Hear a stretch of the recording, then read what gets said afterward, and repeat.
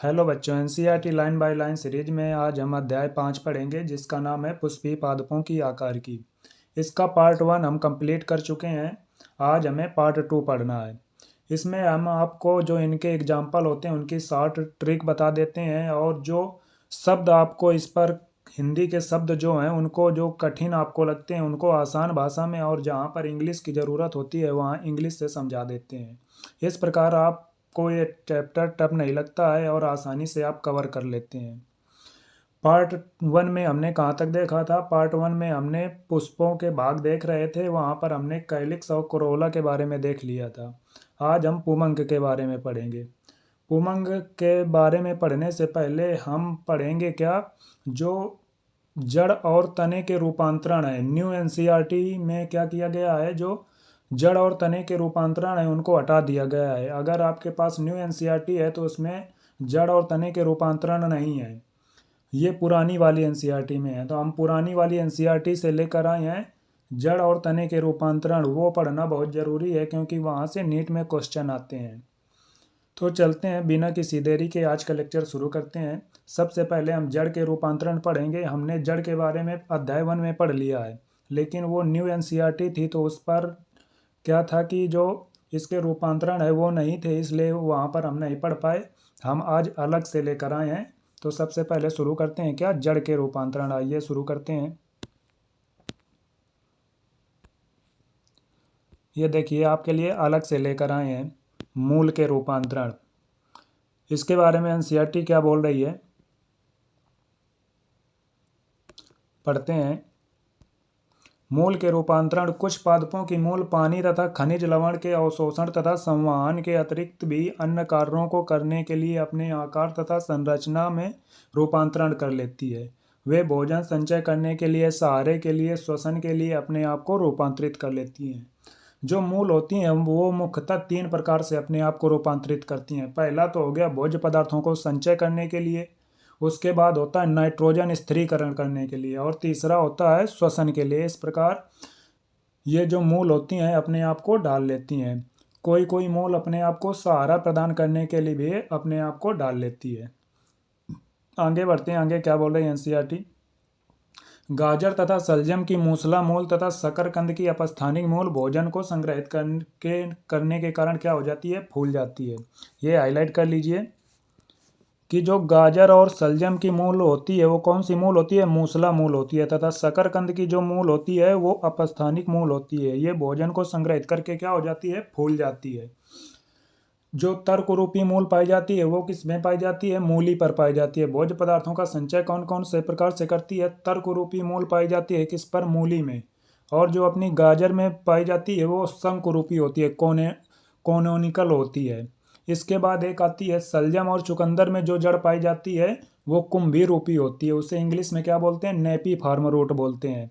इसी प्रकार एक अपस्थानिक मूल होती है शकरकंद में, जो होती है वो अपस्थानिक मूल होती है। हमने लेक्चर 1 में मूल के जो कितने प्रकार के होते हैं वो पढ़ चुके हैं। जो अपस्थानिक मूल का उदाहरण है वो शकरकंद है, ये याद रखिएगा। क्या आप इसी प्रकार के कुछ अन्य उदाहरण बता सकते हैं? क्या आपको कभी देख कर यह आश्चर्य नहीं हुआ कि बरगद पर लटकती हुई संरचना क्यों उसे सहारा देती हैं? इन्हें प्रोप रूट कहते हैं, सहारा देने वाली मूल। जो बरगद पर रस्सियों के समान संरचना लटकती हुई दिखाई देती हैं उन्हें क्या बोलते हैं, उन्हें बोलते हैं प्रोप रूट। ये चित्र में देखिए, आपने बरगद का पेड़ भी देखा होगा, तो इस तरह की ये रस्सीनुमा ये जड़ें लटकती हुई दिखाई देती हैं, इन्हें क्या बोलते हैं, इन्हीं को प्रोप रूट बोला जाता है। प्रोप रूट को और इंग्लिश में क्या बोलते हैं, स्तंभ मूल बोलते हैं हिंदी में, और इन्हें एक और नाम से जाना जाता है पिलर रूट। पिलर का मतलब खंभे वाली रूट, मतलब खंभा क्या काम करता है, छतों को सहारा देने का काम करता है। इसी प्रकार ये जो होती हैं प्रोप रूट, ये शाखाओं को सहारा प्रदान करती हैं, इसलिए इनका दूसरा नाम पिलर रूट भी होता है। कभी कभी पिलर रूट के नाम से भी आ जाएगा, याद रखिएगा। इसी प्रकार मक्का तथा गन्ने के तने में भी सहारा देने वाली मूल तने के निचली गांठों से निकलती है। इन्हें क्या बोलते हैं, अवस्तंभ मूल। अवस्तंभ मूल को क्या बोलते हैं, इंग्लिश में स्टिल्ट रूट। स्टिल्ट रूट बोलते हैं। आपने गन्ना और मक्का का पेड़ कभी देखा है, उस पर नीचे जड़ें हल्की हल्की निकलती हैं, आपने अक्सर ही देखा होगा, गांव में अगर आप रहते हैं तो आप गन्ने के खेत में जाकर देखिएगा, अगर नहीं देखा है तो उस पर जो तने के नीचे के गांठ से कुछ जड़ें निकलती हैं। ये जड़ें क्या करती हैं, उसे सहारा देने का काम करती हैं। इन प्रकार की जड़ों को क्या बोलते हैं, इनको बोलते हैं अवस्तंभ मूल। इंग्लिश में इन्हें क्या बोलते हैं, स्टिल्ट रूट बोलते हैं। ये मुख्यतः किस पर पाई जाती हैं, मक्का और गन्ने पर पाई जाती हैं। ज्वार में भी कुछ पाई जाती हैं, लेकिन यहाँ पर उदाहरण दो दिए गए हैं, मक्का और गन्ना, इतना याद रखिएगा। आगे बढ़ते हैं, आगे क्या बोल रहे हैं एनसीईआरटी, कुछ पौधे जैसे राइजोफोरा जो अनूप क्षेत्रों में उगते हैं। अनूप क्षेत्रों का मतलब क्या होता है, दलदली क्षेत्र, जहाँ पर दलदल होता है वहाँ पर ये उगते हैं। में बहुत सी मूल भूमि के ऊपर वायु में निकल आती हैं। हेसी मूल को क्या बोलते हैं, श्वसन मूल बोलते हैं। ये मूल क्या होती हैं, जमीन से बाहर निकल आती हैं और क्या करती हैं, श्वसन करती हैं ऊपर आकर। इन्हें वो क्या बोलते हैं, श्वसन मूल बोलते हैं। श्वसन के लिए ऑक्सीजन प्राप्त करने में सहायक होती हैं। किस पर पाई जाती हैं, इसका एग्जाम्पल भी याद रखिएगा, राइजाफोरा में श्वसन मूल पाई जाती हैं। और एक जो नाइट्रोजन स्थिरीकरण करने के लिए होता है वो किस में पाई जाती है, वो लेग्यूम पादपों पर पाई जाती है, उसमें ग्रंथिल मूल पाई जाती है। ये एनसीईआरटी में नहीं है, लेकिन याद रखिएगा, अगर ग्रंथिल मूल का उदाहरण पूछे तो वो किस पर पाई जाती है, लेग्यूम पादपों पर पाई जाती है। लेग्यूम पादपों में छोटी छोटी जड़ों में ग्रंथियां होती हैं, वो क्या करती हैं, नाइट्रोजन फिक्सेशन में मदद करती हैं। ये तना के बारे में हमने तो पढ़ लिया था, लेकिन तने के रूपांतरण रह गए थे। ये देखिए, ये राइजोफोरा की जड़ें हैं। ये वाला चित्र किसका है, ये है, ये जो ऊपर निकली हैं ये हरी हरी, इन्हें क्या बोलते हैं, श्वसन मूल बोलते हैं। ये ऑक्सीजन प्राप्त करने के लिए निकलती हैं, किस पर पाई जाती हैं, राइजोफोरा में। और ये सलजम है, सलजम में किस प्रकार की मूल पाई जा रही है, कुंभी रूपी मूल पाई जा रही है।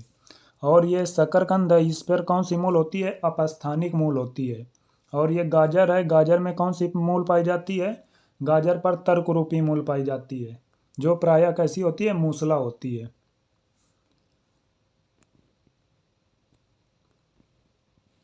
आगे बढ़ते हैं, तने के रूपांतरण। ये भी न्यू एनसीईआरटी में हटा दिया गया है। तने के रूपांतरण, तने के बारे में हमने तो पिछले पार्ट में पढ़ लिया था, लेकिन तने के रूपांतरण रह गए थे। इन्हें पढ़ना इंपॉर्टेंट है, क्योंकि यहाँ से भी नीट में क्वेश्चन पूछे जाते हैं। इसके बारे में एनसीईआरटी क्या बोल रही है, तने सदैव आशा के अनुसार प्रारूपी नहीं होते हैं, विभिन्न कार्यों को संपन्न करने के लिए अपने आप को रूपांतरित कर लेते हैं। आपको बता दें, तने के 3 रूपांतरण होते हैं। पहले रूपांतरण होता है वायवीय रूपांतरण, दूसरा होता है भूमिगत रूपांतरण, और तीसरा क्या होता है, तीसरा होता है भूपृष्ठीय रूपांतरण। मुख्यतः तने के कितने रूपांतरण होते हैं, 3 रूपांतरण याद रखिएगा। पहला होता है वायवीय रूपांतरण, दूसरा होता है भूमिगत रूपांतरण, और तीसरा क्या होता है, भूपृष्ठीय। भूपृष्ठीय का मतलब भूमि के पृष्ठ पर रूपांतरण करते हैं। इसके बारे में एनसीईआरटी ने आगे बोला है, लेकिन आप मुख्यतः ये 3 याद रखिएगा, वायवीय रूपांतरण, भूमिगत रूपांतरण और भूपृष्ठीय रूपांतरण। आलू, अदरक, हल्दी, जमीकंद, अरबी में भूमिगत तने भोजन संचय के लिए रूपांतरित हो जाते हैं। यह देखिए दिया गया है, आलू, हल्दी, अदरक, जिमीकंद और अरबी में क्या होता है, भूमिगत तने पाए जाते हैं। भूमिगत तने रूपांतरित हो जाते हैं और किसका क्या करते हैं, भोजन संचय का कार्य करते हैं। वृद्धि के लिए प्रतिकूल परिस्थितियों के समय ये चिरकालिक अंग की तरह भी कार्य करते हैं। जो आप बता दें कि किस में क्या पाया जाता है, आलू में पाया जाता है ट्यूबर, कंद जिसे बोलते हैं। कंद किस पे पाया जाता है, आलू में। प्रकंद जिसे इंग्लिश में क्या बोलते हैं, राइजोम। राइजोम किस पर पाया जाता है, अदरक, हल्दी और केला में। आप चाहें तो इनको अलग एनसीईआरटी में साइड पर लिख सकते हैं। प्रकंद किस पर पाया जाता है, राइजोम, अदरक, हल्दी, केला। उसके बाद घनकंद, घनकंद को क्या इंग्लिश में बोलते हैं, कॉर्म। कॉर्म किस पर पाया जाता है, अरबी और जिमीकंद में। ये इनके नाम है। इसके बाद बल्ब आता है, जिसे हिंदी में क्या बोलते हैं, सल्ककंद। सल्ककंद किस पर पाया जाता है, प्याज और लहसुन पर पाया जाता है। इसके बाद आता है जो वायवीय रूपांतरण में क्या आता है, प्रतान आते हैं। प्रतान को क्या बोलते हैं, इंग्लिश में टेंडिल्स बोला जाता है। तने के प्रतान जो कच्ची कली से निकलते हैं। यहाँ से भी क्वेश्चन पूछ सकता है कि जो तने के प्रतान होते हैं कहाँ से निकलते हैं, कच्ची कली से निकलते हैं। ये इंपॉर्टेंट है, हाईलाइट कर लीजिएगा। पतले तथा कुंडलित होते हैं और पौधे पर ऊपर चढ़ने में सहायता करते हैं। जैसे कद्दू वर्गीय सब्जियां, घिया, खीरा, तरबूज आदि तथा अंगूर लता वाइन। आपने गांवों में घिया या फिर खीरा का पेड़ देखा होगा, उस पर एक स्प्रिंग के समान संरचनाएं निकली रहती है। जो वो स्प्रिंग के समान संरचना होती है उन्हीं को क्या बोलते हैं? प्रतान बोलते हैं। ये क्या काम करते हैं? ये पेड़ों को ऊपर चढ़ने में मदद करते हैं। ये क्या होते हैं? तने के रूपांतरण होते हैं। यहाँ पर आपको एक बात याद रखना है, जो मटर पर पाया जाता है प्रतान, वो कैसा किसका रूपांतरण होता है? वो पत्ती का रूपांतरण होता है। मोस्ट इंपॉर्टेंट है, यहाँ से क्वेश्चन बना है कि जो मटर पे पाया जाने वाला प्रतान होता है वो किसका रूपांतरण होता है? पत्ती का रूपांतरण होता है। लेकिन जो कद्दू वर्गीय सब्जियां, घिया, खीरा, तरबूज आदि पर पाए जाते हैं या अंगूर पर पाए जाते हैं, वो किसका रूपांतरण होते हैं? वो तने का रूपांतरण होते हैं। यहाँ से क्वेश्चन पूछा गया है, नीट में इंपॉर्टेंट है, याद रखिएगा। आगे क्या बोल रही है एनसीईआरटी? आगे बोल रहे तने की कच्ची कलियां काष्ठी, सीधे तथा नुकीले कांटों में रूपांतरित हो जाती हैं। कुछ जो कच्ची कलियां होती हैं क्या होती हैं? कांटों में रूपांतरित हो जाती हैं। कांटे बहुत से पौधों में होते हैं, जैसे सिट्रस तथा बोगनविलिया में। सिट्रस तथा बोगनविलिया में जो कांटे होते हैं किसका रूपांतरण होते हैं? वो तने का रूपांतरण होते हैं। याद रखिएगा, यहाँ से भी क्वेश्चन पूछा जा सकता है। सिट्रस का मतलब क्या हो गया? नींबू कुल के पौधे, उन्हें सिट्रस बोलते हैं। तथा बोगनविलिया, बोगनविलिया में जो कांटे होते हैं वो किसका रूपांतरण होते हैं? वो रूपांतरण होते हैं तनों का। इसका कार्य क्या होता है? ये किस लिए उपयोग में आते हैं? ये पशुओं से पौधों को बचाते हैं। शुष्क क्षेत्रों में पौधे चपटे तने वाले हो जाते हैं, जैसे ओपेंसिया और कैक्टस। ओपेंसिया और कैक्टस में क्या हो जाता है? तना चपटा हो जाता है, अथवा गूदेदार सिलेंडराकार हो जाता है यूफॉर्बिया में। ये इंपॉर्टेंट है, किस पर चपटा होता है और किस पर गूदेदार हो जाता है? चपटा तना रूपांतरित हो जाता है ओपेंसिया और कैक्टस में, और गूदेदार सिलेंडरकार किस में होता है? यूफॉर्बिया में होता है। रचनाओं में रूपांतरित हो जाते हैं। इनके तनों में क्लोरोफिल होता है। अब आपको बता दें, अगर इनमें क्लोरोफिल पाया जा रहा है तो इनके तने क्या करते हैं? प्रकाश संश्लेषी होते हैं। मतलब ये सूर्य के प्रकाश से भोजन बना सकते हैं। आपको पता होगा केवल पत्तियां ही प्रकाश संश्लेषी नहीं होती, जहाँ पर क्लोरोफिल पाया जाता है, तनों में अगर क्लोरोफिल पाया जाता है तो वो भी क्या होते हैं? प्रकाश संश्लेषी होते हैं और प्रकाश संश्लेषण करते हैं। ये देखिए आगे एनसीईआरटी ने लिखा भी है, प्रकाश संश्लेषण भी करते हैं। आप ये याद रखिएगा, केवल पत्तियां ही प्रकाश संश्लेषण नहीं करती, तने भी प्रकाश संश्लेषण करते हैं। कथन कारणों वाले सवालों में यहाँ से क्वेश्चन बन सकता है। वहाँ पर पूछेगा क्या केवल पत्तियां ही प्रकाश संश्लेषण करती हैं? तो ये कथन गलत है। जिस पर क्लोरोफिल पाया जाता है वो तने भी प्रकाश संश्लेषण करते हैं। आगे एनसीईआरटी क्या बोल रही है? कुछ पौधों को भूमिगत तने जैसे घास तथा स्ट्रॉबेरी आदि नई कर्म स्थिति में फैल जाते हैं, और जब पुराने पौधे मर जाते हैं तब नए पौधे बनते हैं। इस प्रकार के रूपांतरण को क्या बोलते हैं? ऊपर भूविस्तारी। इंग्लिश में इसे क्या बोला जाता है? रनर। रनर किस पर देखने को मिलता है? दूब घास और आगजेलिस में। इसमें किस प्रकार होता है? आपको एक चित्र के माध्यम से बताते हैं। मान लीजिए ये क्या है? मान लीजिए ये पृथ्वी की सतह है।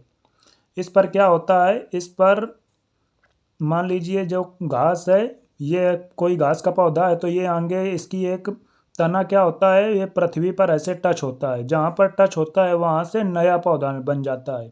इसी प्रकार ये आगे चलता रहता है और नया पौधा बन जाता है। इस प्रकार के रूपांतरण को क्या बोलते हैं? ऊपर भूविस्तारी रूपांतरण बोलते हैं। किस किस पर देखने को मिलता है? घास तथा स्ट्रॉबेरी में देखने को मिलता है। हाईलाइट कर लीजिए, घास और स्ट्रॉबेरी में देखने को मिलता है।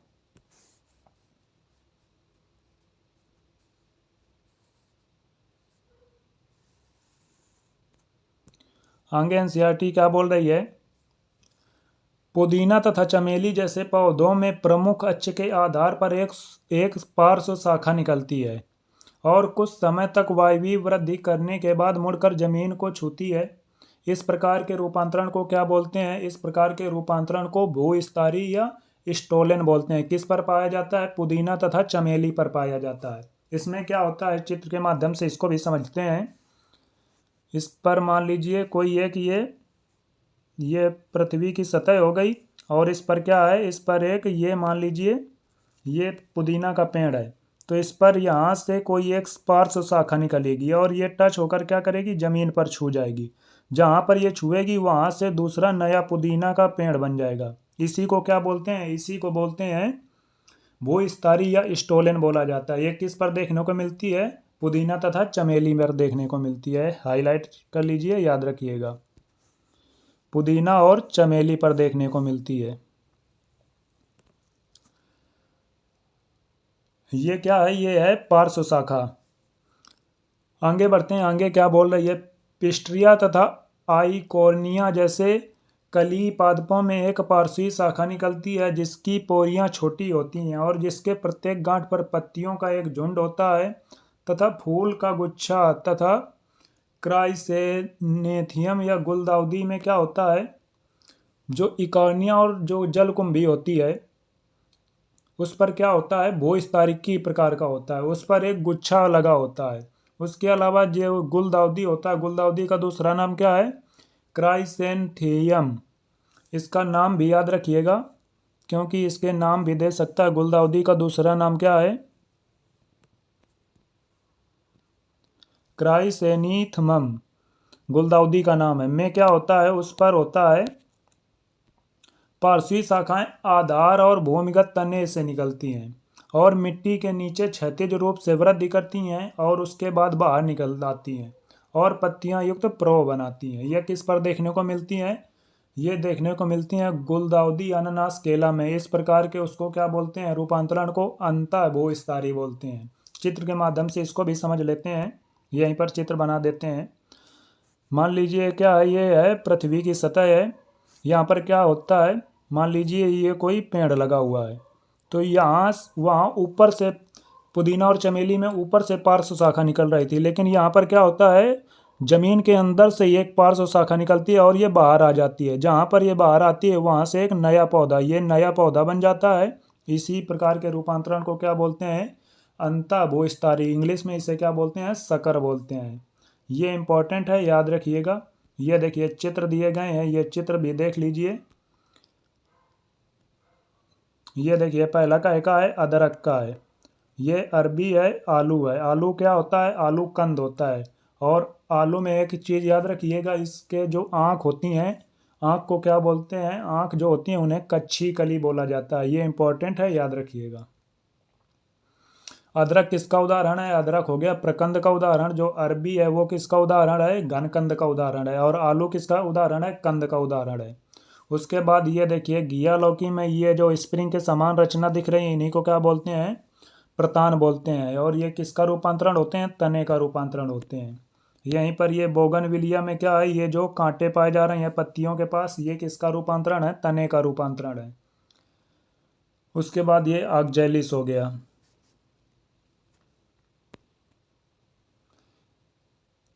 आगजेलिस में क्या होता है, आगजेलिस में ऊपर भूस्थारी। आपने दूब घास देखी है, गांवों में से आप रिलेटेड हो तो आपने दूब घास देखी होगी। वो किस प्रकार आगे अपना निर्माण करती है, वो जमीन के ऊपर ऊपर चलती है और काफ़ी लंबी हो जाती है। ठीक वही है, उसे ही आगजेलिस में भी ठीक उसी प्रकार का क्या देखने को मिलता है, रूपांतरण देखने को मिलता है। अगर आपने दूब घास देखी है तो सेम उसी प्रकार आगजेलिस में भी होता है।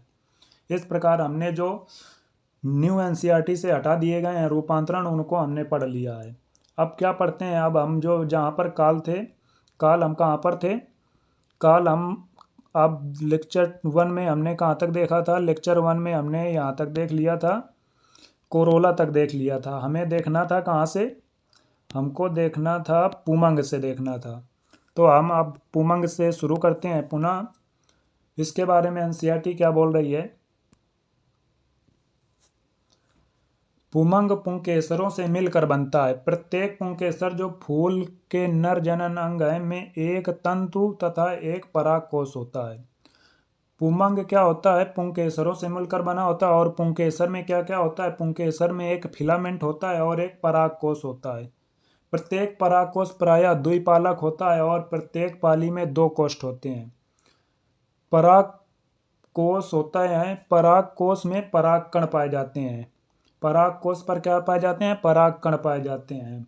बद्ध पुंकेसर जनन करने में असमर्थ होते हैं और वह क्या कहलाते हैं? स्टेमेनॉइड कहलाते हैं। ये इंपॉर्टेंट है, यहाँ से भी नीट पर क्वेश्चन आ चुका है कि जो बद्ध पुंकेसर होते हैं, बद्ध पुंकेसर मतलब जो जनन नहीं कर पाते हैं, जनन करने में असमर्थ होते हैं, उन पराग कणों को क्या बोलते हैं? उन्हें स्टेमेनॉइड बोला जाता है। यहाँ से क्वेश्चन आ चुका है, याद रखिएगा, इंपॉर्टेंट है। पुंकेसर फूल के अन्य भागों और दल अथवा आपस में जुड़े हो सकते हैं। जब पुंकेसर दल से जुड़े होते हैं तो उसे दल लग्न कहते हैं, जिसे इंग्लिश में क्या बोलते हैं? एपीपेटलस बोलते हैं, एपीपेटलस बोलते हैं। जैसे कि बैगन में दल लग्न कंडीशन किस पर पाई जाती है? बैगन पर पाई जाती है। इंपॉर्टेंट है, हाईलाइट कीजिए। दल लग्न कंडीशन किस पर पाई जाती है? बैगन पर पाई जाती है। यहाँ नीट में क्वेश्चन यहाँ से आ सकता है। उसके बाद जब यह परिदल पुंज से जुड़े होते हैं तो उसे परिदल लग्न कहते हैं, एपीफिल्पस बोलते हैं। जैसे कि लिली में परिदल लग्न कंडीशन पाई जाती है। फूल में पुंकेसर मुक्त बहुपुंकेसरी अथवा जुड़े हो सकते हैं। पुंकेसर एक गुच्छे अथवा बंडल में हो सकते हैं, एक संगी जैसे गुड़हल में, अथवा दो बंडलों में दो संगी जैसे कि मटर में होता है। और आगे क्या बोल रही है एनसीईआरटी? अथवा दो से अधिक बंडल में हो सकते हैं, बहुसंगी जैसे सिट्रस में हो सकते हैं। उसी फूल के तंतु की लंबाई में भिन्नता हो सकती है, जैसे सेल्विया तथा सरसों में। इस लाइन में एनसीईआरटी क्या बोल रही है? इसमें एनसीईआरटी ये बोल रही है कि जो अपना क्या होता है, पुंकेसर होता है, या आसंजन करता है, मतलब या तो यह पौधे के दूसरे भागों से जुड़ जाता है तो उसे क्या बोलते हैं? पुंकेसरों का आसंजन बोलते हैं। यह स्वयं से यह जुड़ता है तो उसे क्या बोलते हैं? पुष्प का सासंजन बोलते हैं। आपने आसंजन बल या सासंजन बल फिजिक्स में पढ़ा होगा, आपको पता होगा। आसंजन बल क्या होता है? जो अलग अलग उस पर लगता है, और जो सासंजन बल होता है जो एक ही प्रकार के उस पर लगता है। इसी प्रकार जब आसंजन, जब पुष्प जो पुंकेसर होते हैं उसके आसंजन में क्या होता है, ये फूल के दूसरे अंग से जुड़ते हैं, तब ये पुंकेसर क्या कहलाते हैं? आसंजन करते हैं। जैसे कि दल लग्न में क्या होता है? जो पुंकेसर होता है वो दल से जुड़ता है। ये किस पर देखने को मिलता है? ये बैगन पर देखने को मिलता है। इसी प्रकार परिदल लग्न होता है, इस पर परिदल लग्न से जुड़ता है। ये किस पर देखने को मिलता है? लिली में। इसी प्रकार जब पुमंग जायांग से जुड़ता है तो उसे क्या बोलते हैं? ग्यांड्रस बोलते हैं। वो इसमें देखने को मिलता है कैलोट्रोपिस में। इसके बाद क्या होता है? पुष्प का पुंकेसरों का सासंजन होता है। सासंजन में क्या होता है? ये स्वयं से जुड़ा होता है। यदि आप एक संघीय है, मतलब एक बंडल के रूप में पाया जा रहा है, सब आपस में जुड़े हुए हैं, तो उस पर क्या होता है? उसे क्या बोलते हैं? उसे एक संघी बोलते हैं। किस पर पाया जाता है? गुड़हल पर पाया जाता है। जब यह दो समूहों में हो, मान लीजिए जैसे कि मटर में उदाहरण है, मटर में 9+1 कंडीशन पाई जाती है, मतलब 9 पुंकेसर एक जोड़े पर होते हैं और जो एक अकेला पुंकेसर होता है वो अलग होता है, तो इसे क्या बोलते हैं? द्विसंगी, मतलब दो संघों में पाए जा रहे हैं। ये किस पर देखने को मिलती है? मटर में। इसी प्रकार होता है बहुसंगी। बहुसंगी का मतलब क्या होता है? बहुत सारे संघ में पाया जाता है, जैसे सिट्रस में। बहुसंगी किस पर होता है? सिट्रस पर होता है। ये बोल रही है एनसीईआरटी, याद रखिएगा। इसके बाद आगे एनसीईआरटी ने पढ़ाया है किसके बारे में? जायांग के बारे में। जायांग फूल का मादा जनन अंग होते हैं। ये एक अथवा अधिक अंडप से मिलकर बने होते हैं। अंडप के 3 भाग होते हैं, आपको पता होगा अंडप के कौन कौन से भाग होते हैं? वर्तिका, वर्तिकाग्र और तथा अंडाशय। कौन कौन से भाग होते हैं? वर्तिका, वर्तिकाग्र और अंडाशय। वर्तिकाग्र जो होता है वो सबसे ऊपरी भाग होता है। वर्तिका जो नली होती है उसे वर्तिका बोलते हैं, और अंडाशय नीचे फूला हुआ भाग होता है। अंडाशय का आधारी भाग फूला हुआ होता है, जिस पर एक लंबी नली जुड़ी होती है। उस नली को क्या बोलते हैं? नली को बोलते हैं वर्तिका। वर्तिका अंडाशय को वर्तिकाग्र से जोड़ती है। वर्तिकाग्र क्या होता है? वर्तिकाग्र प्रायः वर्तिका की चोटी पर होता है और परागकण को ग्रहण करती है। यहाँ से नीट में पूछेगा कि परागकण के अवतरण मंच का काम कौन करता है? परागकण के अवतरण मंच का काम कौन करता है? वर्तिकाग्र करती है। प्रत्येक अंडाशय में एक अथवा अधिक बीजांड होते हैं, जो चपटे गद्देदार बीजांडासन से जुड़े रहते हैं। जब एक से अधिक अंडक होते हैं तो वे पृथक मुक्त हो सकते हैं, जैसे कि गुलाब और कमल में। इन्हें क्या बोलते हैं? वियुक्तांडपी कंडीशन बोलते हैं। अंडक जब एक या एक से अधिक हैं और वो अलग अलग हैं तो उन्हें क्या बोलते हैं, इस कंडीशन को बोलते हैं व्युत्क्रमांडपी। इसका इंग्लिश नेम भी याद रखिएगा क्योंकि कभी कभी क्या करता है केवल इंग्लिश नेम दे देता है। एपोकार्पस बोलते हैं। ये किस पर पाया जाता है, गुलाब और कमल पर पाया जाता है। ये दोनों फूल हैं। दोनों फूल कैसे होते हैं, याद करने की ट्रिक क्या है, गुलाब और कमल फूल हैं। गुलाब और कमल में क्या होता है, व्युत्क्रमांडपी कंडीशन पाई जाती है, एपोकार्पस कंडीशन पाई जाती है। इसके बाद जब अंडक आपस में जुड़े होते हैं जैसे मटर तथा टमाटर में तो उन्हें युक्तांडपी बोलते हैं। आप इसे कैसे याद कर सकते हैं, मटर और टमाटर दोनों सब्जियां हैं। सब्जियों पर क्या होता है, युक्तांडपी होता है, सिनकार्पस कंडीशन पाई जाती है। याद रखिएगा ये दोनों इंपॉर्टेंट है, यहाँ से भी नीट में क्वेश्चन पूछा जा सकता है। सिनकार्पस कंडीशन सब्जियों में मतलब कि मटर और टमाटर पाई जाती है, मटर और टमाटर में पाई जाती है। और व्युत्क्रमांडपी एपोकार्पस कंडीशन फूल पर पाई जाती है, मतलब कि क्या हो गया, गुलाब और कमल पर पाई जाती है। हमेशा ये नहीं है कि फूल पर पाई जाती है, यहाँ पर ट्रिक के हिसाब से हम बता रहे हैं, ये याद रखिएगा। निषेचन के बाद बीजांड में बीज तथा अंडाशय से फल बन जाते हैं। बीजांड से बीज बन जाता है और अंडाशय से क्या बन जाता है, फल बन जाता है। बीजांड न्यास, यहाँ से हर साल एक या दो क्वेश्चन जरूर पूछा जाता है, इंपॉर्टेंट है, सबसे ज़्यादा इंपॉर्टेंट यही भाग है। बीजांड न्यास के बारे में चित्र देकर पूछेगा या फिर डायरेक्ट मैचिंग वाले सवालों में दे देगा, इंपॉर्टेंट है, सबसे ज़्यादा इंपॉर्टेंट टॉपिक यही है। बीजांड न्यास, अंडाशय में बीजांड के लगे रहने के क्रम को क्या बोलते हैं, बीजांड न्यास, प्लासेंटेशन बोलते हैं। बीजांड न्यास सीमांत होता है, स्तंभी होता है, भित्ति होता है, आधारी होता है, केंद्रीय होता है तथा मुक्त स्तंभी प्रकार का होता है। सीमांत में क्या होता है, सीमांत में बीजांडासन जो होता है अंडाशय के आधार C1 के साथ कटक बनाता है और बीजांड कटक पर स्थित रहते हैं जो दो कतारें बनाते हैं जैसे कि मटर पर। सीमांत बीजांडन्यास किस पर पाया जाता है, मटर पर पाया जाता है, इंपॉर्टेंट है। और इनकी परिभाषाएं भी याद रखिएगा क्योंकि कभी कभी परिभाषाएं दे देता है और पूछता है कि बताओ कौन सा बीजांडन्यास है, इसलिए केवल उदाहरण नहीं इनकी परिभाषाएं भी याद रखिएगा। सीमांत किस पर पाया जाता है, मटर पर पाया जाता है। आगे बढ़ते हैं। जब बीजांडन्यास अच्छी होता है और बीजांड बहुकोष्ठकीय अंडाशय पर लगे होते हैं तब ऐसे बीजांडन्यास को क्या बोलते हैं, तब ऐसे बीजांडन्यास को बोलते हैं स्तंभी। स्तंभी किस किस पर देखने को मिलता है, स्तंभी देखने को मिलता है गुड़हल, टमाटर तथा नींबू पर। इसके अभी चित्र देखेंगे, चित्र दिए गए हैं।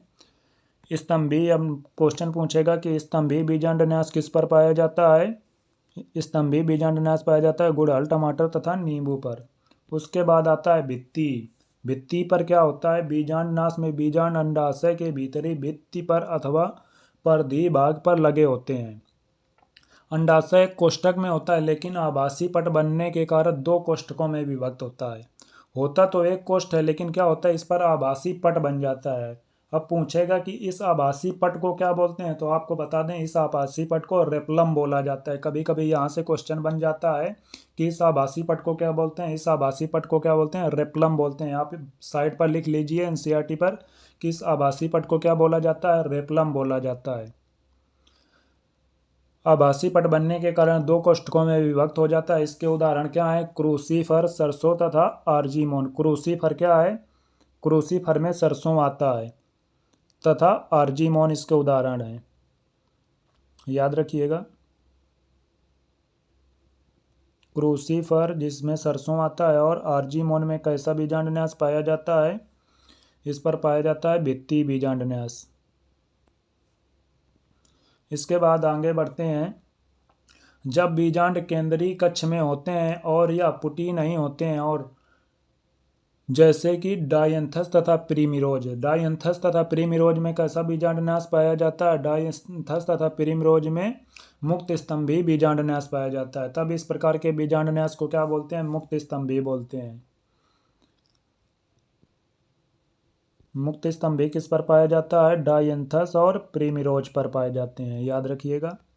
इसके बाद लास्ट में क्या आता है, आधारी। आधारी बीजांडन्यास में बीजांडासन अंडाशय के आधार पर होते हैं और इसके केवल एक बीजांड होता है। इसका उदाहरण क्या है, सूरजमुखी तथा गेंदा है।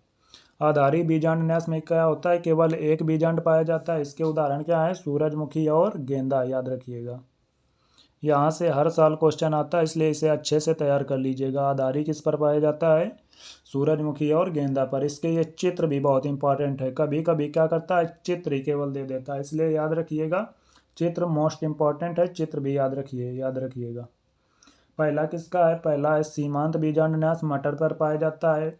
दूसरा किसका चित्र है? दूसरा है स्तंभी बीजांडन्यास। स्तंभी बीजांडन्यास किस पर देखने को मिलता है? गुड़हल, टमाटर तथा नींबू पर। उसके बाद सा नंबर कौन सा है? सा नंबर है भित्ति बीजांडन्यास। ये किस पर देखने को मिलता है? क्रूसी पर, सरसों जिसे बोलते हैं, तथा आर्जीमोन पर देखने को मिलता है। इस पर क्या होता है, यहाँ पर थोड़ा थोड़ा ये ऐसे यहाँ पर क्या मिल जाता है, पट बन जाते हैं। यहाँ पर चित्र में नहीं दिखाया गया, लेकिन हल्के हल्के पट दिखते हैं इस पर। आपने कभी सरसों का फली देखी है? सरसों के फली को जब आप खोलोगे तो उस पर सफ़ेद आकार का एक वो पट दिखता है, उसी को आभासी पट बोलते हैं, उसी को रेपलम बोला जाता है। आप कभी सरसों की फली को खोलकर देखिएगा, उसके अंदर एक सफ़ेद सफ़ेद भाग दिखता है, उसी को आभासी पट रेपलम बोला जाता है, याद रखिएगा। ये द नंबर किसका चित्र है? ये है मुक्त स्तंभी। ये किस पर देखने को मिलता है? डायंथस तथा प्रिमरोज में देखने को मिलता है। उसके बाद ये क्या है? ये हो गया अपना आधारी। ये किस पर देखने को मिलता है? सूरजमुखी और गेंदा पर देखने को मिलता है। अब आगे फल के बारे में पढ़ते हैं। फल के बारे में एनसीईआरटी ने क्या बोला है? फल पुष्पी पादपों का एक प्रमुख अभिलक्षण है। यह एक परिपक्व अंडाशय होता है जो निषेचन के बाद विकसित होता है। अंडाशय किस पर बदल जाता है? फल पर बदल जाता है। यदि फल बिना निषेचन के विकसित होता है तो उसे क्या बोलते हैं? अनिषेकी फल बोलते हैं। पार्थिनोकार्पिक फल बोला जाता है। प्रायः फल में एक भित्ति अथवा फल भित्ति तथा बीज होते हैं। फल भित्ति शुष्क अथवा गूदेदार हो सकती है। जब फल भित्ति मोटी तथा गूदेदार होती है तब उसमें एक बाहरी भित्ति होती है जिसे क्या बोलते हैं? बाह्य फल भित्ति बोलते हैं। इसके मध्य में मध्य फल भित्ति होती है तथा अंतः फल भित्ति कहाँ होती है? सबसे भीतरी ओर होती है। इनको इंग्लिश में क्या बोलते हैं? अंतः फल भित्ति को एंडोकार्प बोलते हैं, मध्य फल भित्ति को क्या बोलते हैं? मीजोकार्प बोलते हैं, और जो बाह्य फल भित्ति होती है उसे क्या बोलते हैं? इपीकार्प बोलते हैं। उसके बाद आगे एनसीईआरटी ने आम तथा नारियल के बारे में बताया। आम तथा नारियल के फल के प्रकार को अस्थिल या ड्रूप कहते हैं। ये इंपॉर्टेंट है, यहाँ से भी नीट में क्वेश्चन आ चुका है कि जो आम और नारियल के फल होते हैं उसे क्या बोलते हैं? अस्थिल या ड्रूप बोलते हैं। ये फल एक अंडपी, ऊर्ध्वाधर और अंडाशय से विकसित होते हैं। यह भी इंपॉर्टेंट है, यह भी नीट में क्वेश्चन आ चुका है कि ये फल किससे बनते हैं? ये फल बनते हैं एक अंडपी ऊर्ध्ववर्ती अंडाशय से विकसित होते हैं, और इन पर क्या होता है? एक बीज होता है।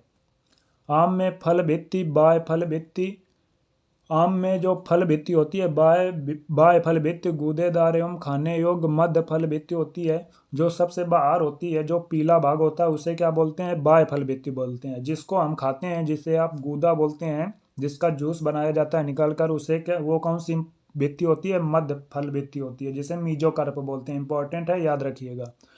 जो पथरीली अंदर की ओर, जिसे हम गुठली बोलते हैं सामान्यतः गांव की भाषा में, उसे क्या बोलते हैं? वो क्या होती है? वो होती है अंतः फल भित्ति होती है, सुस्पष्ट रूप से विभेदित होती है। नारियल में जो मध्य फल भित्ति होती है तंतुमय होती है। यह भी हाईलाइट कर लीजिए कि जो नारियल में मध्य फल भित्ति होती है वो क्या होती है? मध्य फल भित्ति क्या होती है? तंतुमयी होती है। पूछेगा कि आम में जो मध्य फल भित्ति होती है वो तो खाने लायक होती है, लेकिन नारियल में कैसी होती है? तो नारियल में कैसी होती है? तंतुमय होती है। नारियल का जो हम खाते हैं वो क्या होता है? वो भूण पोष होता है। नारियल की कोई भी भित्ति खाई नहीं जाती। जो नारियल पर होता है वो क्या होता है? नारियल पर होता है भूण पोष जो होता है, उसको हम खाते हैं, इंडोस्पर्म को खाते हैं। जो गरी होती है क्या होती है? इंडोस्पर्म होती है। ये देखिए चित्र भी दिया गया है। बाह्य फल भित्ति हो गए, मध्य फल भित्ति हो गए, बीज हो गया अंदर वाला, और उसके बाद ये अंतः फल भित्ति हो गए। ये चित्र भी देख लीजिएगा। आगे बढ़ते हैं। आगे बीज के बारे में एनसीईआरटी ने पढ़ाया है। इसके बारे में क्या बोल रही है? निषेचन के बाद बीजांड से बीज बन जाता है। बीजांड बीज में चेंज हो जाता है निषेचन के बाद। बीज में प्रायः एक बीजावरण तथा भ्रूण होता है।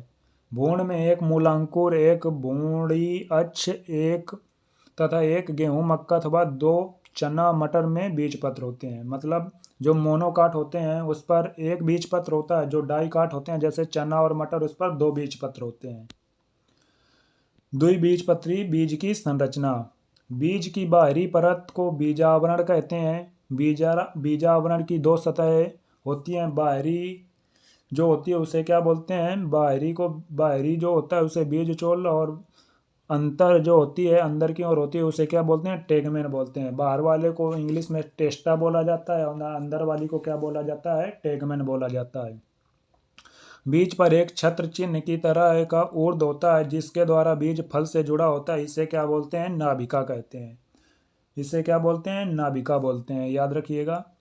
प्रत्येक बीज में नाभिका के ऊपर छिद्र होता है जिसे बीजांड द्वार कहते हैं। बीजावरण हटाने के बाद आप बीज पत्रों के बीच भ्रूण को देख सकते हैं। भ्रूण में एक भ्रूणी अक्ष और दो गूदेदार बीज पत्र होते हैं। बीज पत्रों में भोज्य पदार्थ संचित रहता है। अक्ष के निकलने नुकीले भाग को मूलांकुर तथा ऊपरी पत्तीदार भाग को प्रांकुर कहते हैं। भ्रूणपोष भोजन संग्रह करने वाला ऊतक है जो द्विनिषेचन के परिणाम स्वरूप बनता है। भ्रूणपोष क्या होता है? भ्रूणपोष भोजन संग्रह करने वाला ऊतक होता है और कैसे बनता है? द्विनिषेचन के परिणाम स्वरूप बनता है। इसको कहाँ पर पढ़ेंगे? जो 12 क्लास का पहला चैप्टर है वहां पर पढ़ेंगे। चना, सेम तथा मटर में भ्रूणपोष पतला होता है इसलिए इन्हें अभ्रूणपोषी कहते हैं। जबकि अरंड में यह गूदेदार होता है तो इसे क्या बोलते हैं? भ्रूणपोषी बोलते हैं। पूछेगा यहाँ से भी नीट में क्वेश्चन आते हैं कि भ्रूणपोषी कौन कौन से होते हैं तथा अभ्रूणपोषी कौन कौन से। अभ्रूणपोषी कौन कौन से होते हैं? चना, सेम तथा मटर।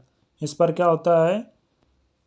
ये अभ्रूणपोषी होते हैं। इस पर भ्रूणपोष नहीं पाया जाता है। भ्रूणपोष का मतलब एंडोस्पर्म नहीं पाया जाता है। जबकि जो अरंड होता है उस पर क्या होता है? भ्रूणपोष पाया जाता है जिसे भ्रूणपोषी कहते हैं।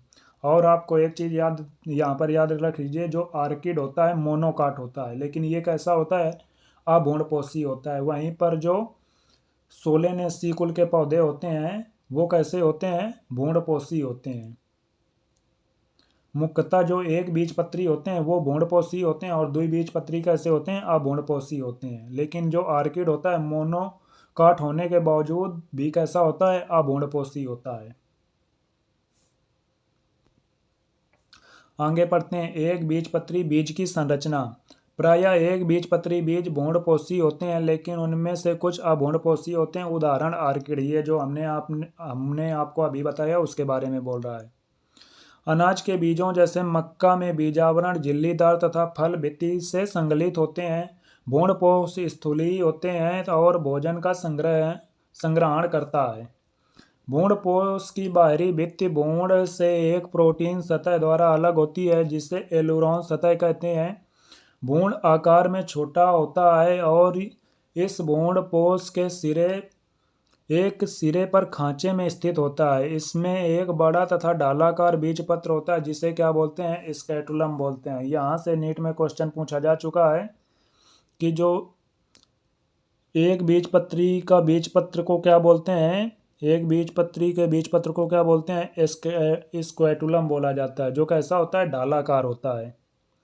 इसमें एक छोटा अक्ष होता है जिसमें प्रांकुर तथा मूलांकुर होते हैं। प्रांकुर तथा मूलांकुर एक चादर से ढके होते हैं जिस पर क्रमशः प्रांकुर चोल तथा मूलांकुर चोल कहते हैं। ऊपर ये चित्र देखिए, चित्र भी इम्पोर्टेंट है, याद रखिएगा कि ये जो पाए जा रहे हैं ये बीज पत्र हैं और ये ऊपर वाला प्रांकुर हो गया, नीचे वाला क्या हो गया? मूलांकुर हो गया। इसी प्रकार ये इम्पोर्टेंट है, ये चित्र भी याद रखिएगा। इसे क्या बोलते हैं? बीजावरण। और ये हो गया नाभिका और ये क्या हो गया? बीजांड द्वार हो गया।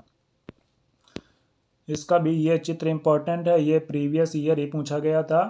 ये कहाँ से क्वेश्चन आया था? ये प्रांकुर और प्रांकुर चोल से क्वेश्चन बना था। इनकी नेमिंग याद रखिएगा, ये चित्र बहुत आते हैं एग्जाम पर। ये देखिए ऊपर भ्रूणपोष हो गया, ये स्कैटुलम हो गया, ये प्रांकुर चोल हो गया, प्रांकुर हो गया। प्रांकुर के ऊपर प्रांकुर चोल पाया जा रहा है और यहाँ पर मूलांकुर के नीचे मूलांकुर चोल पाया जा रहा है। ये याद रखिएगा, कन्फ्यूजन बहुत होता है, अच्छे से इसको देख लीजिएगा। ये एलुरोन सतह है जो किसकी बनी होती है? प्रोटीन की बनी होती है। ये क्या हो गया? बीजावरण हो गया। इसके बाद ये देखिए अलग से भ्रूणपोष दिया गया और ये भ्रूण दिया गया है। इसके बाद क्या पढ़ते हैं? एक प्रारूपी पुष्पी पादप एंजियोस्पर्म का अर्ध तकनीकी विवरण।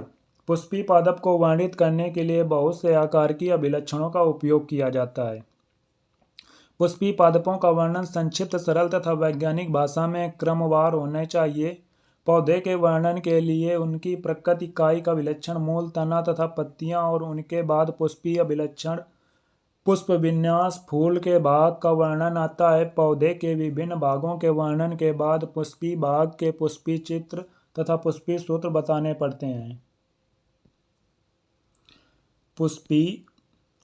पुष्पी सूत्रों के कुछ संकेत द्वारा इंगित किया जाता है। पुष्पी सूत्र में सह पत्र को BR से डिनोट करते हैं। BR को क्या बोलते हैं? ब्रैक्ट बोला जाता है। इसके लिए हमने आगे ट्रिक लेकर आए हैं, आप पहले यहाँ पर NCERT पढ़ लीजिए, उसके बाद हम आपको एक जगह पूरे लिख कर दे देंगे किसे क्या बोलते हैं। BR को ब्रैक्ट बोलते हैं, जिसे हिंदी में क्या बोलते हैं? सह पत्र बोलते हैं। इसको किससे डिनोट किया जाता है? BR से डिनोट किया जाता है। कैलिक्स को K से, कोरोला को C से और परिदल पुंज को P से, पुमंग को A से तथा जायांग जो होता है गाइनोसियम उसको G से लिखते हैं। ऊर्ध्ववर्ती अंडाशय को G और अधोवर्ती अंडाशय को G के नीचे लाइन लिखते हैं, लाइन के ऊपर G को लिखते हैं। नर फूल के लिए नर फूल का सिंबल क्या होता है? ये तीर लगाते हैं, और मादा सिंबल के लिए प्लस का चिन्ह लगाते हैं 0 पर। वहीं पर जो द्विलिंगी होता है उसके लिए तीर और प्लस दोनों एक साथ लिखते हैं। उसके बाद जो त्रिज्य सम्मित होती है उसको गोले के अंदर प्लस से डिनोट करते हैं, तथा एक व्यास सम्मित जो होती है उसको प्रतिशत के चिन्ह से इंगित किया जाता है। युक्त दलों की संख्या को ब्रैकेट में बंद करके लिखते हैं, और आसंजन को पुष्पी चिन्हों के ऊपर रेखा खींचते हैं। पुष्पी चित्र में फूल के भागों की संख्या, उनके विस्तृत क्रम और उनके संबंध के विषय में जानकारी प्राप्त होती है। मात्र अक्ष की स्थिति फूल के सापेक्ष होती है, जिसे डॉट द्वारा पुष्पी चित्र के ऊपर इंगित करते हैं। कैलिक्स, कोरोला, पुमंग तथा जायांग क्रमवार चक्कर में दिखा जाते हैं। कैलिक्स सबसे बाहर की ओर और जायांग सबसे भीतर होता है। यह सासंजन तथा आसंजन को, चक्कर के भागों तथा चक्कर के बीच को इंगित करता है। सरसों के पौधे कुटुंब ब्रेसिकेसी के पुष्पी चित्र तथा पुष्पी सूत्र दिखाए गए हैं। ये चित्र किसका दिया गया है? ब्रेसिकेसी में क्या आता है? ये देखिए चित्र किसका दिया गया है? ब्रेसिकेसी फैमिली का दिया गया है। इस पर याद रखिएगा। ये देखिए क्या है, आपको ये जो फार्मूला लिखा है इसके हिसाब से बता देते हैं। ये जो प्लस है, जीरो के ऊपर क्या लिखा गया है? प्लस लिखा गया है। 1 मिनट रुकिए।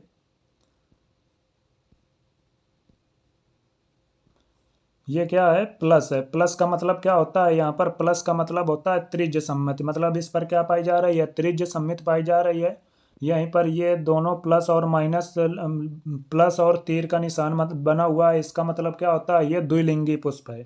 उसके बाद के का मतलब क्या हो गया? के का मतलब यहाँ देखिए, के का मतलब हो गया कोरोला, और 2+2 के रूप में है, मतलब दो के समूह पर पाए जा रहे हैं। उसके बाद सी का मतलब क्या हो गया? सी का मतलब हो गया कोरोला। कोरोला कितने पाए जा रहे हैं? 4 पाए जा रहे हैं। ए का मतलब क्या हो गया? ए से हो गया पुमंग। पुमंग कितने पाए जा रहे हैं? 2+4, मतलब द्विसंगी के रूप में पाए जा रहे हैं। आपको वो पढ़ाया था, द्विसंगी मटर होता है। इसी प्रकार इस पर 2+4, पहले समूह पर 2 पाए जा रहे हैं और दूसरे समूह पर कितने पाए जा रहे हैं? 4 पाए जा रहे हैं।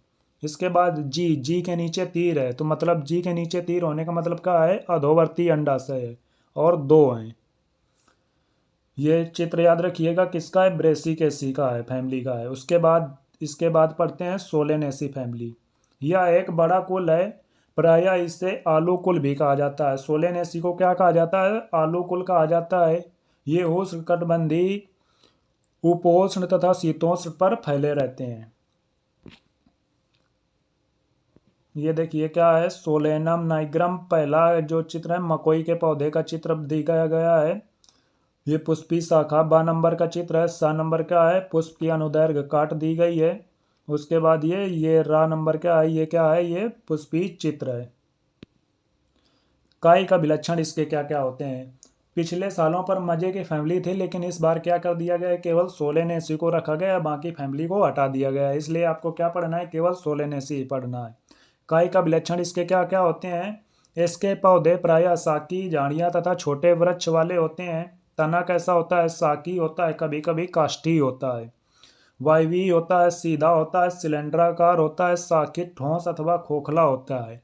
रोम युक्त अथवा अरोमिल भूमिगत जैसे आलू में सोलेनेसी ट्यूबिरोसम बोलते हैं। सोलेनम ट्यूबिरोसम किसका नाम है? आलू का नाम है। कहाँ पर पढ़ा था हम? इसी कक्षा 11 के चैप्टर 1 पर पढ़ चुके हैं। सोलेनम क्या हो गया? सोलेनम हो गया जीनस और ट्यूबिरोसम क्या हो गया? फैमिली। पत्तियां कैसी होती हैं? एकांतर होती हैं, सरल होती हैं, कर्मी, संयुक्त, पिच्छाकार, अनुपर्णी, जालिका विन्यास होता है।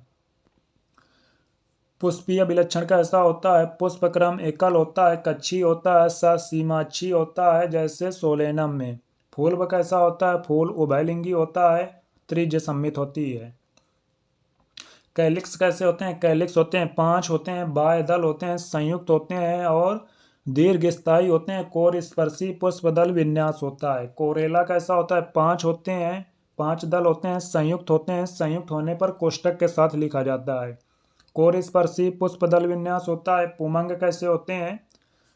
पुमंग होते हैं 5, पुंकेसर होते हैं, दल लग्न होते हैं। जायांग कैसा होता है? द्विअंडपी होता है, युक्तांडपी हो सकता है, तिरछी अंडाशय, ऊर्ध्वावर्ती, द्विकोष्ठकी, बीजांडन्यास फूला हुआ जिसमें बहुत से बीजांड होते हैं। फल कैसा होता है? फल संपुट अथवा सरस होता है। बीज कैसा होता है? भूंडपोषी बीज होता है और अनेक बीज होते हैं। यह देखिए पुष्प दिया गया है, पुष्प सूत्र दिया गया है, इंपॉर्टेंट है। पुष्प सूत्र से चित्र आता है। ये प्लस का मतलब क्या हो गया? कैसी सम्मित पाई जा रही है? त्रिज्य सम्मित पाई जा रही है। ठीक है, उसके बाद आगे देखते हैं आगे क्या लिखा गया है। ये प्लस और तीर का मतलब क्या हो गया? उभयलिंगी हो गया। ये के से क्या हो गया? कैलिक्स हो गया। कैसे पाए जा रहे हैं? 5 पाए जा रहे हैं और कोष्टक में बंद है, इसका मतलब क्या हो गया? संयुक्त हैं। उसके बाद ये क्या हो गया? सी से क्या हो गया? कोरोला हो गया। कैसे पाए जा रहे हैं? 5 पाए जा रहे हैं और कोष्टक के अंदर बंद है और संयुक्त हैं। उसके बाद ये ए से क्या हो गया? ऐसे पुमंग हो गया। कैसे हैं? 5 हैं और कोष्टक के अंदर बंद है, संयुक्त हैं। और उसके ऊपर ये जो तीर बनी दिखाई दे रही है, तीर का मतलब क्या हो गया? इस पर कैसी कंडीशन पाई जा रही है? दल लग्न। मतलब जो पुमंग है वो किससे अटैच हो रहा है? वो अटैच हो रहा है, वो दल से अटैच हो रहा है। दल को क्या बोलते हैं? पंखुड़ी बोलते हैं। जो पुंकेसर है वो दल से, इस कंडीशन को क्या बोलते हैं? दल लग्न। ये कंडीशन किस पर पाई जा रही थी? बैगन में भी पाई जा रही थी। उसके बाद जी से क्या हो गया? जी से हो गया गाइनोसियम। गाइनोसियम कितने पाए जा रहे हैं? 2 पाए जा रहे हैं, संयुक्त हैं। इसके आर्थिक महत्व वाले पौधे क्या क्या हैं? इस कुल में अधिकांश सदस्य भोजन जैसे टमाटर, बैगन, आलू, मसाले में क्या आती है? मिर्च, औषधि में क्या आती है? बेलेडोना तथा सुगंधा और धूमक के रूप में क्या आते हैं? तंबाकू। और सजावटी पौधे के रूप में क्या आती है? पिटूनिया आता है के स्रोत हैं। इस प्रकार ये चैप्टर अपना पूरा हो गया। लगभग 50 मिनट में इसका पार्ट 2 कंप्लीट कर लिया है। अब आप इसके बाद क्या कीजिएगा? PYQ क्वेश्चन कीजिएगा, जिससे आपको पता चलेगा कि इस चैप्टर में हमने कितना अच्छे से सीखा है। आप जब PYQ क्वेश्चन करेंगे तो आपके सारे PYQ आसानी से हो जाएंगे। आप इस लेक्चर को देखने के बाद एक PYQ कीजिएगा, जिससे आपको कोई भी डाउट नहीं रहेगा। आपके सारे PYQ आसानी से बन जाएंगे। और आपको यदि इसके हाईलाइटेड नोट्स चाहिए तो हमारा टेलीग्राम चैनल ज्वाइन कर सकते हैं। हम उसके लिंक इसी वीडियो के डिस्क्रिप्शन में दे देंगे। इस प्रकार आप आसानी से इसे तैयार कर सकते हैं।